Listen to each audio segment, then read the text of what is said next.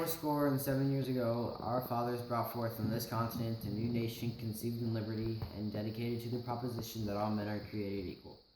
Now we are engaged in a great civil war, testing whether that nation or any nation so conceived and so dedicated can long endure.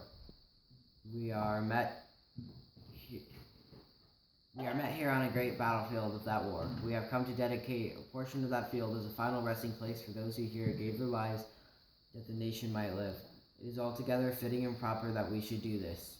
But in a larger sense, we cannot dedicate, we cannot consecrate, we cannot hallow this ground. The brave men, living and dead, who struggled here have consecrated it far above our poor power to add or detract. The world will little note, nor long remember what we say here, but it can never forget what they did here.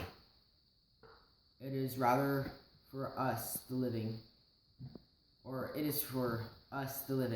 to be dedicated here to the unfinished work which they who here fought have thus far so nobly advanced. It is rather for us to be dedicated to the great task remaining before us, that from these honored dead we take increased devotion to the cause which they gave the last full measure of devotion,